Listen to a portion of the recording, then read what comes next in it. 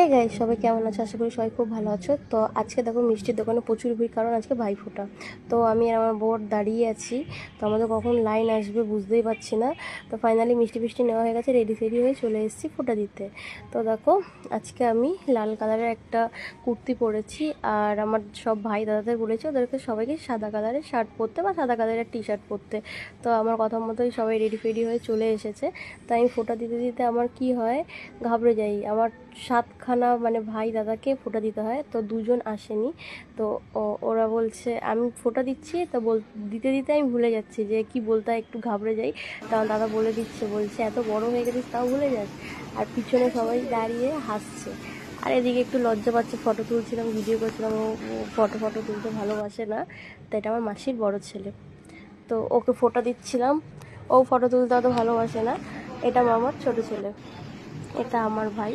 তো দেখো ওর পায়ে লেগেছে বলে ওইভাবে বসে ফোঁটা নিচ্ছে। ও কালকে একটু পায়ের মধ্যে কেটে গেছে, তা হাঁটুটা ব্যান্ড করতে পারছে না।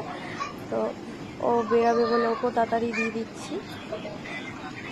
তো দেখো ও ফোনের মধ্যে ঢুকে আছে, তো তাড়াতাড়ি দিয়ে দিচ্ছি। ও বলছে আমাকে একটা মিষ্টি খাইয়ে কিন্তু তাড়াতাড়ি ছেড়ে দিবি। তো আমি মিষ্টির প্যাকেটটা খুলে বললাম কোনটা নিবি দেয়। তো একটা দেখিয়ে দিল, আমি ওকে খাইয়ে দিলাম। তো আমার মাসির ছোটো ছোটোর জন্য অপেক্ষা করছিলাম, ও চান করছিল, দেখো চলে এসেছে। তো ওকে ফোঁটা দিচ্ছিলাম।